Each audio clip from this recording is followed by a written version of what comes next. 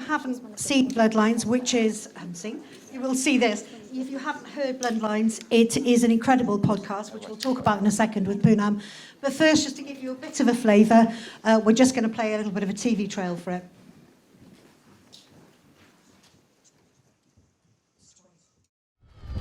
Maybe I'll never see them again. Maybe they'll just die out there.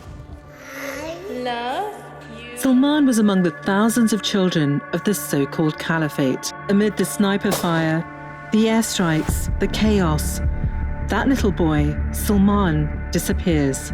While IS lost the war, these children now languish in prison camps in the desert. Innocent kids lost in one of the most dangerous places on earth. Their families abroad are desperate to get them back. My fear is that leaving them there will only create a bigger problem.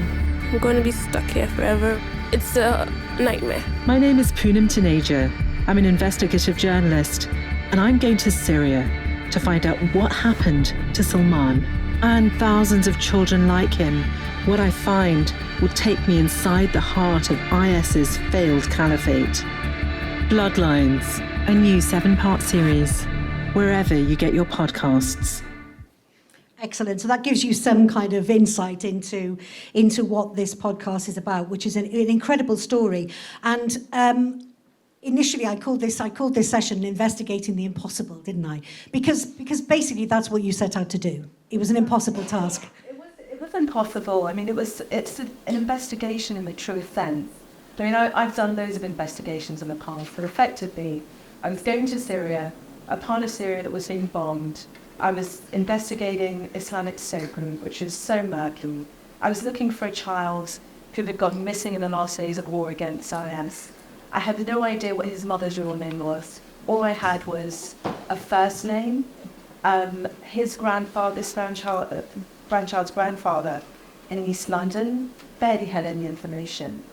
And so it was effectively just going into Syria and just see what I could get. I mean, there was a whole bunch of investigations that I did before going there, but it was a blank. I mean, to a certain extent, we had so little to go on. We thought we needed. So essentially, the story we were going there for was there was a British grandfather whose son was a foreign fighter and who was still fighting for Islamic State group. He married a Canadian ISIS recruit. They'd had a baby, Salman. Shortly after he was born, the father, the IS fighter, was killed. And 2 years later, in the last days of the caliphate, the mother, the Canadian mother, and the baby went missing. And his grandfather just could not rest, really, until he knew what had happened to his grandson. And I was going to Syria because the podcast is not just about the baby, it was about, as in just heard, it was about the thousands of children who were taken to live under IS. And all who were formed there, and now languishing in these detention camps in northeast Syria. So I just thought it would be useful to play that clip right at the beginning, because as you said, there were so many different things of unknowns that you just didn't know what was going to happen. But I was really struck by this clip, which is when you're talking to the grandfather on the park bench, and sort of, I suppose what this does for me is gives an idea of what you wanted the podcast to achieve and some of the things that you had to be honest about as well. I do absolutely not want to get your hopes up. I really don't. I will ask around. I'll do whatever I can, but it is, and I have to tell you, it's going to be like searching for a needle in a haystack. Yeah.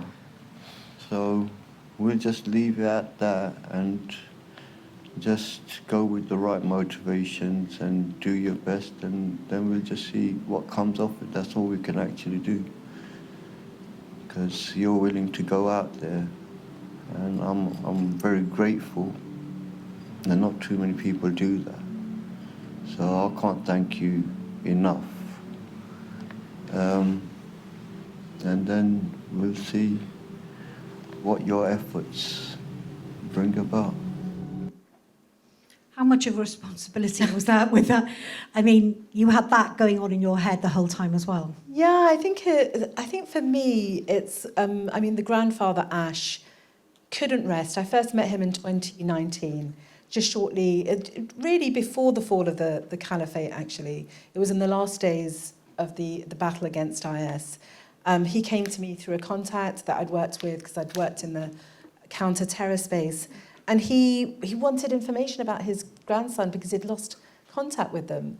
I mean, the war was still going on. So at that time, I contacted our Middle East team who were out there. Ironically, the person who was out there went on to become my investigations producer, Juwan Abdi. Basically, I sent a photo saying, have you found this kid? Can you look out for this British kid? Again, needle in a haystack search. But I think for me, I think Salman was emblematic of so many children who'd been born under the IS caliphate.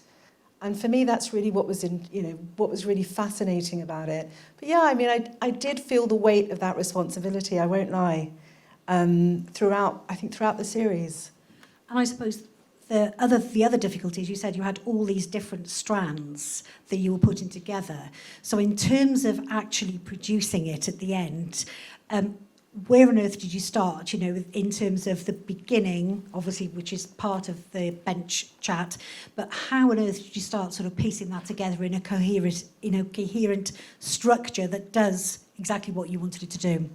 So in a way, we were fortunate in the sense that we'd already, at the beginning, said that we would follow the reportage effectively. That is how our story would be structured.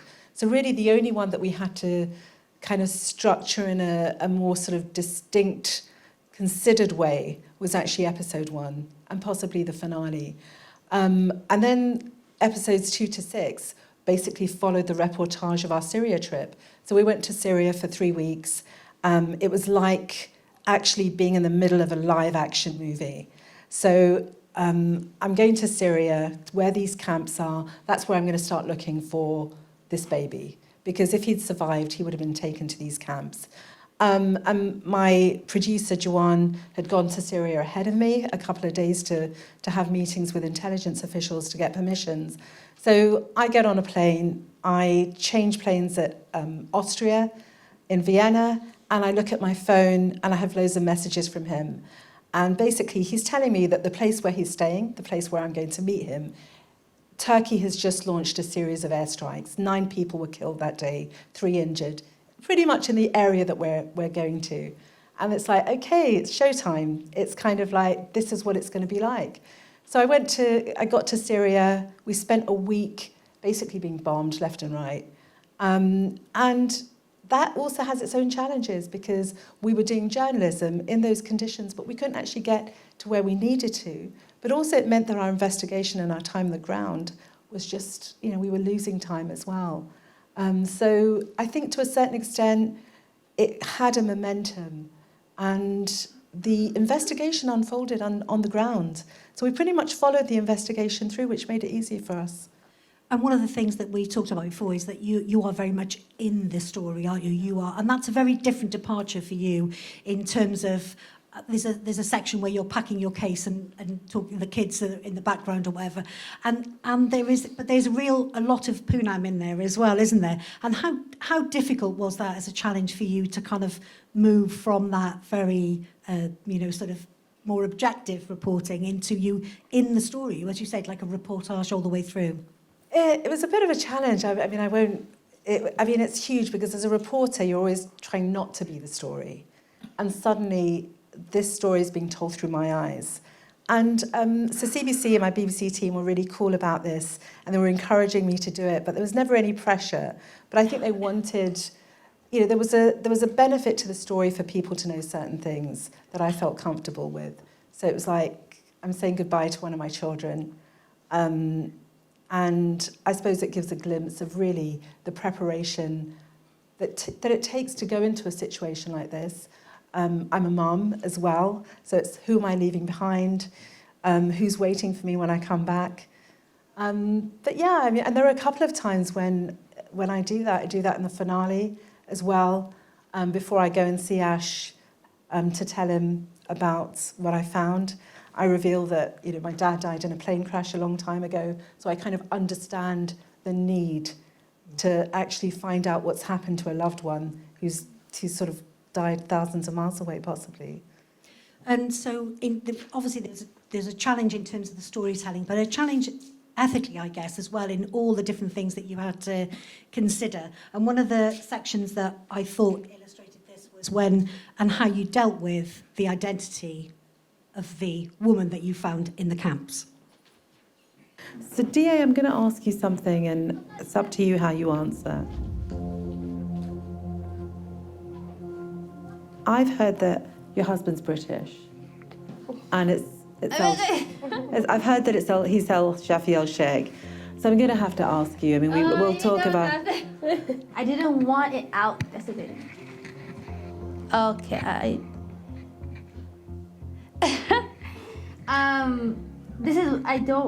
I didn't want it out, especially on me, because I didn't want that association at all. At all. None whatsoever. So I wanted people to judge me for me and my story for my story, not have it associated with him and what he did. Yeah, so that is Jure Ahmed. So she was a Canadian woman who was, who travelled to live under IS. She was in the camp, the same camp that Shamima Begum is in, effectively. And she knew this baby who we were looking for, and she knew his mother. And so she became a source of information. And so I met her, and she gave me loads of information about this baby and this baby's mother. And she found other women in the camp, and they gave me loads of information. And then I left her in the camp. We agreed to meet again. And later that night, I got this tip. It was really just a wild rumour that this woman, Jure, had been married to one of the IS Beatles. So this is one of the most notorious IS militant cells. This is Jihadi John, El Shafi El Sheikh, and of course, Alexander Coty. This was the gang of militants that had kidnapped and beheaded Western aid workers and journalists on camera. So the worst of the worst. And we had a tip that she was married to one of them. And that was like, wow. So my producer and I, Joanne, so Joanne had actually met two of the Beatles, two of the IS Beatles. And so we were going through various sources. We had 24 hours before we were going to see her again. And we needed to really check this tip out. And that was, I think, the piece of journalism that I'm so proud of, because we had 24 hours, ropey internet in a war zone, and we had to piece together something that nobody ever knew, that this woman had been married to El Shafi El Sheikh. And then, of course, there was that confrontation. But it did take us, it took us off on a detour from our actual mission, and it provided loads of ethical questions, because she was married to the worst of the worst. And how would we deal with her fairly? And how do you think you did that, manage to do that? So I think, challenge is always there. I mean, we went in obviously we were quite sceptical. I mean, our reasoning for interviewing her was clear, and she was in the middle of it all. She was in the heart of the caliphate, and we wanted to know what she knew. And at the same time, we had to, I think, challenge almost every single thing she said, while, for me, building a rapport with her. Because actually the whole point of doing an interview like that is to get information. And going in guns blazing is never going to do that. So it was this very delicate dance where I would be building this rapport to make her feel comfortable, whilst also being quite sceptical of what she was saying. And the ending bit, when you we've talked about the endings quite a lot, but the ending of the podcast series also involves her. And that was something that initially you hadn't kind of quite thought that it was going to be there. But that particular section at the end where you go to Canada and you see the conditions that she's living in is also a really powerful way to end, isn't it? Was that, obviously that wasn't always your idea, was it, to end there? Well, I mean, when we left Syria, she was in the camp. So, I mean, that was also another dilemma. How do we report this? She was repatriated in April. And a week before the first episode dropped, she agreed to do an interview in Toronto. So actually, a week before we dropped our first episode, I was on a flight to Toronto to interview her. I mean, that was totally unexpected. It was the dream, it was the wish list, but we didn't really think that we would get her to speak again, given that she'd been repatriated, given that she was going through a legal process. But she did, and I mean, that gave us a great finale. And this was obviously a co-production between Asia Network, BBC Sounds, and also CBC. So lots of different people with different skills, and we've talked about that. So what did you learn from that? Obviously, the journalism was one side of it that you have a considerable experience. But in terms of putting together something like that coherently, what worked for you? I think the storytelling advice and what I learned from CBC was incredible. I mean, they were brilliant. They've got great writers on that team. And the way we structured the series when I came back from Syria almost like a novel. So we didn't polish each episode. We just structured them all out, not the finale. And we would just do we'd do rough paper edits. And the early kind of drafts, my perspective is that they were about telling people, and the end draft was more about showing people. So I think really the storytelling, in terms of kind of broadcasting, I'm a news reporter. I mean, they knocked that out of me totally. So I had 2 performance coaches actually. So a great CBC executive called Dave Downey performance coached me, which was brilliant. And also our senior story editor, Damon Fairless, was in the studio with me. So I think, great skills to learn. I think it was a great team. We were very, very lucky. So would you do, if you were to do something like this again, or would you ever want to do something like this again? Oh, I'd love to. I mean, it's a journey. I mean, the way CBC like their podcast when it involves reporters is they like that immersive journey. So I did not do anything else for a year. I was the only full-time person in the whole team, and I just immersed myself into the world of IS, which is quite a dark place to immerse yourself for a year. I mean, I'd love to do it. I mean, we've only just finished. We only just dropped the last episode just before Christmas. So maybe not quite yet, but it's a thrill to be able to do that level of journalism. And one of the things that you said that you were particularly proud of was some of the feedback that you've had since then, and particularly about you as the reporter. Yeah, so I think in terms of diversity and I think representation, a lot of people, like I'm South Asian heritage, they love the idea that I'm out in a war zone reporting on this and that they see some, a lot of Asian journalists have sort of said to me that they love that.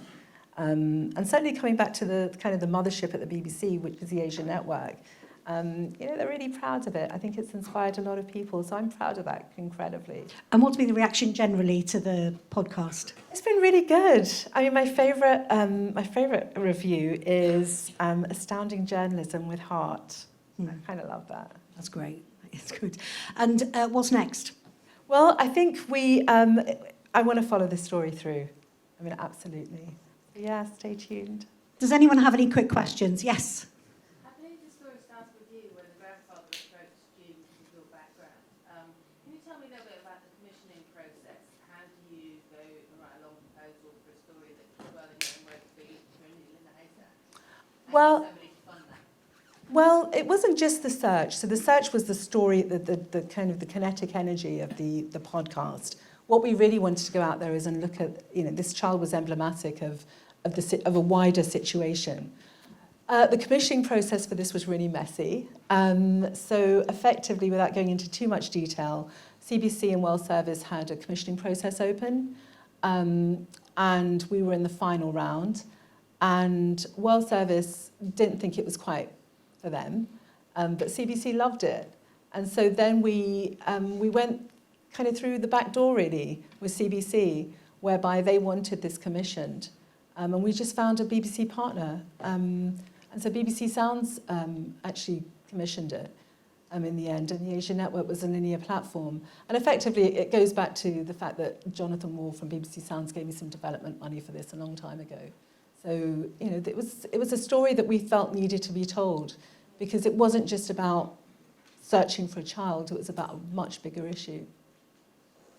Any other quick questions? Yeah. Any other quick questions for Poonam? Yes, and then we'll. Yeah, not listening to this, really excited in the story. It seems to me like it'd be a very visual story. So I was wondering why, in particular, you chose audio as your format for doing it as opposed to TV. Well, I mean, I have done TV stories on IS, but I think what I really loved about this format is the intimacy of it. A lot of the people that spoke to us wouldn't have spoken to us on camera. Certainly the woman we heard from there, Jure Ahmed, she would never have spoken to us on camera. And I think it lends itself to a bit of, a much more kind of different way of interviewing. It's less adversarial. when you need to get the most out of people. Okay, listen, huge thank you for that, Poonam. Poonam's staying around for a little bit, so if you want to have a word with her, thank you very much. If you want to have a coffee now,